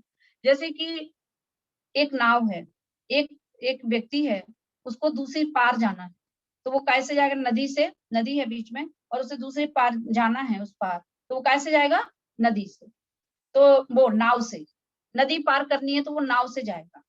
तो नाव में वो बैठा और जाने लगा, तो क्या हुआ, उसने देखा रास्ते में कि उसमें एक छेद था। इसकी वजह से क्या हो रहा था, उसमें पानी भरने लगा। जो लोगों ने स्वादे किया वो शायद, जिन्होंने ये एग्जाम्पल शायद सुना हो, है ना, क्योंकि ये बहुत ही कॉमन है। तो उसमें एक छेद हुआ तो उससे पानी आने लग गया, और पानी आया तो फिर क्या होगा, वो तो भरने लगेगा, भर जाएगा नाव में, तो वो भर गया। फिर उसने देखा कि अरे ये, जब नाविक था उसको पता लगा अरे इसमें, तो उसने क्या किया, सबसे पहले उसने उस छेद को बंद किया, वो जो था उसको बंद किया, और फिर बंद कर दिया। फिर उसके बाद जो पानी भरा हुआ था उसे भी हाथ से उसने निकाला, उलीचा जिसको कहते हैं, और सारा पानी निकल गया, तो नाव उधर चली गई। ठीक है। अब ये 7 तत्वों को समझने के लिए, नाविक माने जीव, और जो नाव है वो है अजीव, यानी जो इंसान है वो जीव, और नाव है वो अजीव। अब आश्रव हो रहा है, यानी नाव में पानी आ रहा है, यानी हमारे कर्मों का निरंतर आश्रव हो रहा है, हमारे भावों से निरंतर कर्मों का आश्रव हो रहा है। पानी आ रहा है ना, तो आश्रव, और बंध रहा है, वो तो इकट्ठा हो रहा है, अपने भी कर्म इकट्ठे होते जाते हैं, तो वो हुआ बंध। फिर हमें जब आत्म तत्व की चर्चा हमने सुनी और सम्यक दर्शन प्राप्त किया, जैसे उसने छेद को बंद किया, तो वो क्या है, सम्यक दर्शन। बहुत टर्निंग पॉइंट है सम्यक दर्शन। सम्यक दर्शन के बिना मोक्ष की प्राप्ति हो सकती नहीं है। भौतिक सुख तो मिल सकते हैं, इंद्र का पद भी मिल सकता है, लेकिन मोक्ष प्राप्ति हो सकती नहीं है। तो फिर संवर हुआ, सम्यक दर्शन से संवर माने अब उन्होंने उसको रास्ता बंद कर दिया, यानी नए कर्म तो नहीं आ रहे, लेकिन पुराने कर्म भी तो कितने सारे हैं, उसकी निर्जरा कीजिए। तप है ना, तब से हमने उन कर्मों की निर्जरा की, यानी उसको पानी को उलीचा। जब सारे कर्मों का नाश हो गया तो हम कौन बन गए, मोक्ष चले गए, माने सिद्ध बन गए। सिद्ध माने, सिद्ध का मतलब पता है क्या होता है, सिद्ध एक शब्द है जैसे हिंदी में, तो सिद्ध का मतलब होता है प्रूफ, कहते ना प्रूफ करो, आप अपनी कोई बात है तो उसे प्रूफ करिए। तो सिद्ध शब्द का जो अर्थ है वो यही है कि सिद्ध हो गया। क्या सिद्ध हो गया, कि आत्मा ही परमात्मा है, ये प्रूफ हो गया। क्योंकि वही आत्मा जो संसार में घूम रही थी, जो शेर की पर्याय में थी, जो राजा की पर्याय में थी, जो स्त्री की पर्याय में थी, जो पेड़ की पर्याय में थी, वही आत्मा ने जब सारे कर्मों का नाश कर दिया तो वही आत्मा आज सिद्धालय में विराजमान हो गई, सिद्ध हो गए। सिद्ध हो गए माने ये प्रूफ हो गया कि आत्मा ही परमात्मा है। इसलिए अब आत्मा को जाने बिना अब हम आत्मा को जानते नहीं हैं। आत्म कल्याण सबको करना है, कहते ना हम आत्म कल्याण करो। अब आत्म कल्याण करने के पहले आत्मा को जानना जरूरी है कि नहीं? लेकिन हम आत्म कल्याण करने के लिए तैयार हो जाते हैं और आत्मा को जानने की कोशिश नहीं करते। शरीर की क्रिया करने को ही धर्म समझ लेते हैं। शरीर की क्रिया होती है, इसमें कोई मना नहीं है, लेकिन हम उसको धर्म मान लेते हैं। करना तो चाहिए, लेकिन वो सब आश्रम में ही है।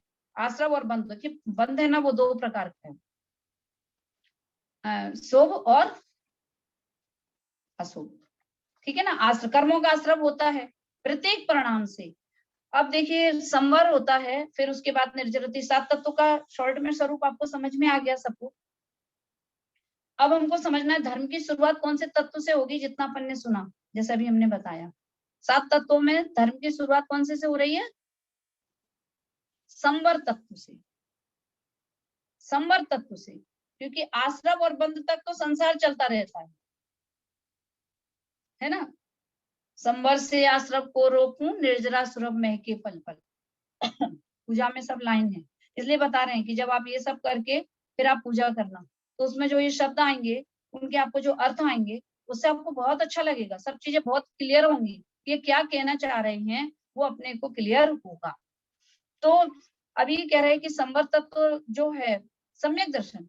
तो और एक चीज और भी है, तत्वों को समझ लिया हमने, अब अपने को समझना है आश्रम में जीव तत्व, शरीर आदि उद्गल द्रव्य, अजीव तत्व। अब हम जीव क्या करता है? आश्रम आश्रम करता है ना। आश्रम करने के लिए क्या भाव करता है? भाव आश्रम। अब यहीं पर समझना है कि दो चीजें हैं। एक तो है जीव, जीव करता है भाव, और उसके निमित्त से क्या आता है? कर्मों का आश्रम होता है। ठीक है, दो काम हो रहे हैं। अब ये दो को मिलाकर एक कह देते हैं, जीव कर्म बंध करता है। जबकि जो सिद्धांत है, तो वो क्या है? एक द्रव्य एक समय में एक ही कार्य कर सकता है, एक द्रव्य दूसरे द्रव्य का कार्य कुछ भी कर सकता नहीं है। तो जीव ने क्या किया? ये आश्रम दो प्रकार का है, एक भावाश्रम, दूसरा द्रव्याश्रम। थोड़े कठिन शब्द लगे, आप शब्दों को बिल्कुल भूल जाइए, आप उसका भाव पकड़िए तो आपको समझ में आ जाएगा। जीव क्या करेगा? भाव। भाव, जीव तो भाव किया, और उसके निमित्त से क्या है? कर्म। तो जीव ने कर्म बांधा कि भाव किया? दो में से देखना है अपन को। क्या किया जीव ने? भाव किया। ठीक है ना। तो जीव करता है भाव, और कर्म आ जाते हैं अपने आप। तो आश्रम दो प्रकार का हुआ, एक तो भावों का होना, ये भावाश्रम, और कर्मों का आना, ये हुआ द्रव्य आश्रम। शास्त्र की भाषा वो एक द्रव्य है ना, पुष्कर भी एक द्रव्य है, तो वो द्रव्य आ गए, कर्म आकर के अपनी आत्मा में आए। तो आए ये आश्रम, फिर चिपक गए ये बंध। क्यों चिपक गए?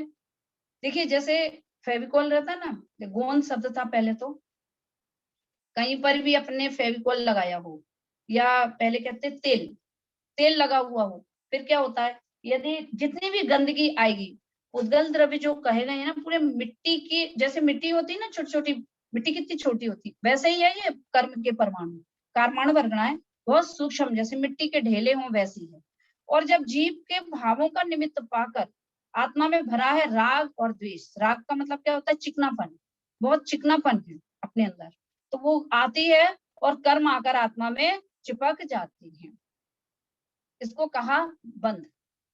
आना आश्रम और रुक जाना वो बंध। और चिपकते क्यों है? क्योंकि अपने पास राग द्वेष की जो वो ये चिकनाहट है, इसके लिए वो अपने कर्म आकर के अपनी आत्मा में चिपक जाते हैं। तो जब हम कर्म बंद करेंगे, कर्मों का आना आश्रम, तो ये दो प्रकार से हुआ। जीव ने भाव किया, इधर कर्म आए, और वो उस भाव में रुका, उस भाव में से आनंद आया, ये जीव ने किया, यहाँ कर्म आके चिपक गए। ठीक है। अब संवर कैसे होगा? कि जीव ने उन कर्मों से भिन्न माने अपने स्वरूप की पहचान की कि मैं आत्मा हूं। देखिए जो आश्रम होता है मन से, वचन से और काय से, जिसे योग कहते हैं। एक शब्द है मन वचन काय के लिए योग। तो मन, अपन जो भी पाप करते हैं तो काय से होते हैं? या तो मन से होगा, या वचन से होगा, या काय से होगा। है ना, जितने भी पाप है इनके 3 द्वार हैं। तो और अपने शरीर में आत्मा के प्रदेश फैले पड़े, समझ रहे हैं ना, शरीर है जितना बड़ा उतनी बड़ी है आत्मा, और सब जगह आत्मा फैली हुई है। जैसे करंट कहाँ रहता है, पूरे टीवी में रहता है ना, पूरे पूरे जगह फैला रहता है, वैसे ही मेरे आत्मा के प्रदेश सब जगह फैले। अब हमने मन से कोई भाव किया तो वहां पे जो कंपन हुआ, जीव ने जो भाव किया उसके निमित्त से क्या हुआ, कारमाण वर्गणाएं आई और चिपक गई। वचन से बोला तो और ज्यादा हुआ, और काय से हुआ तो आश्रम समझ में आया कि आत्मा क्या करता है, मन वचन काय की प्रवृत्ति करता है और उसके निमित्त से कर्म आ जाते हैं। इतना समझ में आया। उपयोग, आत्मा का लक्षण क्या है, उपयोग। उपयोग का मतलब समझते हैं, ध्यान। कठिन तो नहीं हो रहा है विषय, थोड़ा सा है ना। उपयोग, चेतन को है उपयोग रूप। मैं कौन हूँ, मैं जीव हूँ ना, मेरा लक्षण क्या है, उपयोग। उपयोग का मतलब अपन यदि बोलचाल की भाषा में कहें तो ध्यान। जैसे कोई पढ़ता है तो टीचर कहते क्यों तुम्हारा ध्यान किधर है, वो बैठा यहाँ पर है लेकिन वो कुछ नहीं सुन रहा है। तो क्यों नहीं सुन रहा है, क्योंकि उसका उपयोग वहां पर नहीं है। तो उपयोग माने मैं, वो मेरा लक्षण है। हम कहा, जहां मेरा उपयोग। कई बार हम लोग मंदिर में बैठे रहते हैं, है ना, और उपयोग कहाँ बैठा रहता है, ऑफिस में, है ना। ऐसा होता है कि नहीं होता। अब अपने को देखना पड़ेगा, तब आपको पता चलेगा। देखो दो हैं, शरीर तो यहाँ बैठा है और मैं कहाँ बैठा हूँ, ऑफिस में। कई लोग पूजा करते हैं तो फिर क्या होता है कि शरीर तो यहाँ बैठा रहता है, ये जो अजीब तत्व है ना वो तो यहाँ बैठा रहता है, और जीव तत्व ऑफिस में, घरों में, और जाने कहाँ कहाँ घूम रहा है। और लास्ट में जावाणी के ज्ञान से सूझा लोग का लोग, तब जिन उपयोग वापिस आया कि अब क्या हो रहा है यहाँ पे। ऐसी भी पूजाएं होती थी, होती है। हम लोगों ने तो सच में काफी प्रैक्टिकल किया है। ऐसे ही रहता था, जाने कब पूजा हो गई पता ही नहीं चलता था। लास्ट में ध्यान आता था कि ये अब बोल रहे हैं, तब जाके खुशी होती थी, चलो अच्छा हुआ कि अब पूजा खत्म हो गई। क्योंकि बिना ज्ञान के जो करते थे वो सब बाहर स्वरूप लगता था। जब हम लोग करते थे, ज्ञान नहीं था, ऐसी आफत लगती थी कि ये क्या आफत आ गई, इतनी सारी पूजा और कितनी रह गई है, और कितनी रह गई है। हम लोग ऐसे करते थे जब छोटे थे, जब, है ना। अब भाई, अब वो जब जब वो लास्ट वाला पढ़ा जाता है ना, वो जो शांति पाठ, बड़ी खुशी होती थी, चलो अब एंड आ गया। तो ऐसा था, अज्ञानता में की गई क्रियाएं ऐसी भी हो सकती हैं, होती है ना, लगता है कितनी हो गई, अब कितना और बचा है, कितना और बचा है। तो ये है, इसलिए कह रहे हैं ज्ञान करो, स्वाध्याय करो, और तब अपने उपयोग को समझो। तो जहां हमारा उपयोग रहेगा, कर्म का बंध उपयोग के द्वारा ही होता है। आप मंदिर में कितने भी बैठे रहेंगे, कर्म का बंध कहाँ होएगा, उपयोग यदि घर में है और घर के चिंतन चल रहा है तो कर्म बंध बताओ, पुण्य का होगा कि पाप का, काय का होगा, पाप का होगा ना। अब पकड़ो इसको, हम समझते हैं हमने बहुत पूजा करी आज तो हमारे बहुत पुण्य का बंध हुआ। बहुत ईमानदारी से आप अपने देखना कि आपका उपयोग कहाँ था। जहां उपयोग, मैं कहा, जहां मेरा उपयोग। तो मंदिर में हम रहें, ये कोशिश करना चाहिए कि हम मंदिर में ही रहें, घर ना पहुंच जाएं। तो अपने, जब हम उपयोग की कीमत समझेंगे, क्योंकि कर्म बंध ये अपने को धोखा दे रहे हैं। हमको लग रहा है हम बहुत धर्म कर रहे हैं, हमने आज ये भी किया, आज हमने वो भी किया, उपयोग कहाँ कहाँ घूमा। और कर्म का बंध आत्मा के परिणामों से होता है, शरीर की क्रिया से बंध होता नहीं है। आपने कितने बढ़िया वाले चावल चढ़ा दिए और बादाम चढ़ा दिए, इससे बंध नहीं होगा। आपके उपयोग में कितना उस पूजा के प्रति उल्लास था, जो आपको कितना आनंद आया उस भगवान की बातें सुनकर, जो कुछ भी उससे हुआ। तो बहुत ध्यान से समझने वाली चीज है। तो अपने उपयोग, तो आत्मा का उपयोग जहां रहेगा तो आश्रम और बंध वैसा होगा। इस तरह से, क्योंकि यदि मंदिर जाकर के ही पुण्य बंध हो ऐसा कोई जरूरी नहीं है, घर पे रह करके भी हो सकता है। उपयोग जहाँ रहता है वहां इसका मतलब ये नहीं कि अब हम घर पे ही बैठ के सब कर लेंगे, मंदिर पर जाने की क्या जरूरत है, ऐसा नहीं। लेकिन कह रहे हैं कि अपना उपयोग से ही सब कुछ होता है। तो आश्रम और बंध, तो जहां मेरा उपयोग रहा उस जाति के कर्म आए और वैसे बन गए। अब उपयोग क्या हुआ, मन वचन और काय, कौन सा द्रव्य है ये, पुद्गल द्रव्य। उद्गल द्रव्य पक्का है ना, क्योंकि अपन ने पढ़ा था, क्योंकि 9 कर्म है, शरीर आदि 9 कर्म है।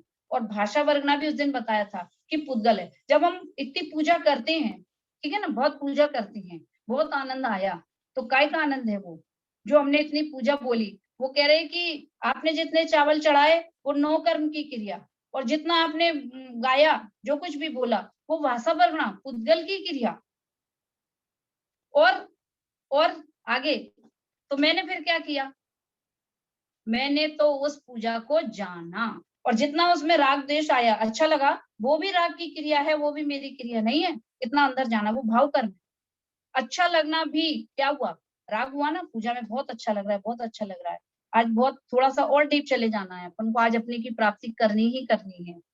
देखना है कि हम इन पूजा में कहाँ थे, इस जो पूजा हुई इसमें हम कहाँ हैं, अपने को ढूंढना। चावल चढ़ाए, इन 9 कर्म की क्रिया, द्रव्य चढ़ाए, जो कुछ भी चढ़ाई, और जो आपने भाषा से बोला वो भाषा वर्गणा की क्रिया हुई, वो भाषा वर्गणा की क्रिया। फिर हमें बहुत अच्छा लगा ना, और बीच बीच में बुरा भी लगा, दोनों चीजें चलेंगी अंदर, आप देखेंगे। तो राग और द्वेष हुए, ये क्रिया किसकी है, ये आश्रव तत्व है, ये भाव कर्म है। यहाँ तक भाव कर्म है, तो फिर हम कहाँ इनमें, कि मैं इन सबका जानने वाला हूँ। चौथी चीज हूं मैं, इन तीनों की क्रिया में मैं नहीं, मैं इन तीनों को जानने वाला तत्व हूँ। मैं ऐसा जीव तत्व हूँ, शुद्धात्म है मेरा नाम, मात्र जानना मेरा। ठीक है ना, मैंने जाना, क्या जाना, एक स्तुति थी, नाचा मेरा मन, नाची मेरी देह।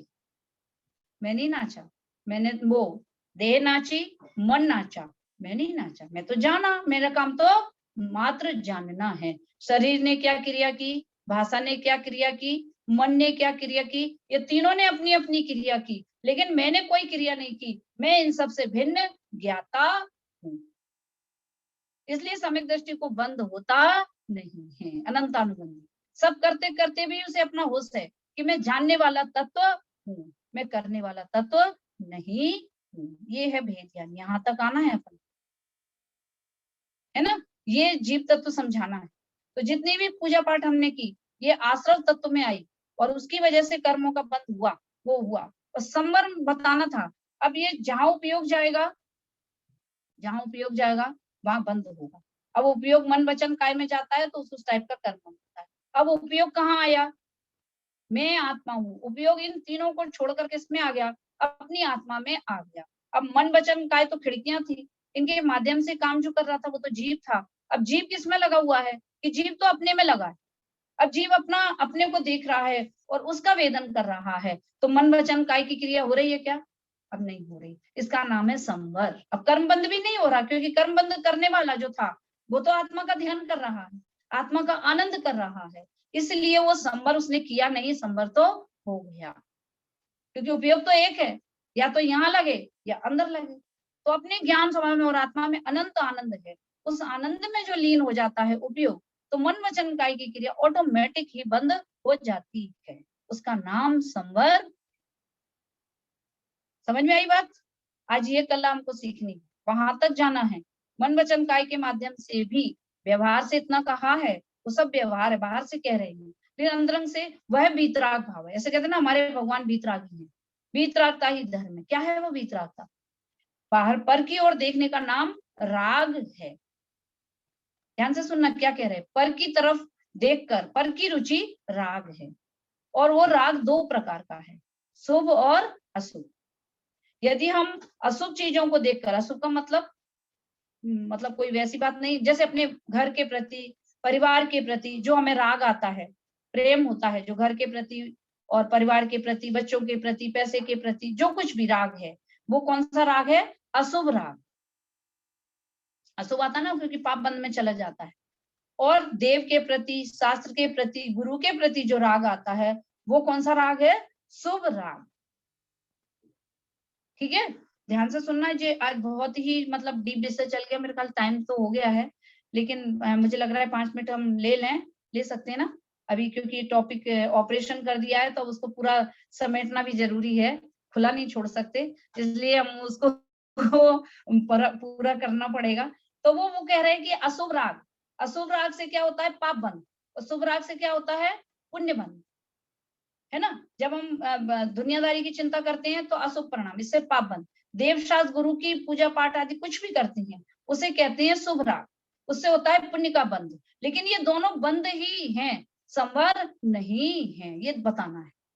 संवर नहीं है तो संवर किसका नाम है कि जब वो परिणति ना तो शुभ राग करे ना अशुभ राग करे, और वीतराग भाव आत्मा जो स्वयं है उसमें जो लीनता करे, अपना अनुभवन करे, वो परिणाम वीतराग भाव है, और उसी का नाम सम्यक दर्शन है, और उसी का नाम संवर है। यहां तक आना है। पूजा पाठ भी एक स्टेज है, लेकिन वो वास्तव में हमारी मंजिल नहीं है, क्योंकि उससे भी बंद ही हो रहा है। संवर निर्जरा होती नहीं है, तो वो हुआ संवर, और वो लीनता में रुक गया, उसे और आनंद आता चला गया।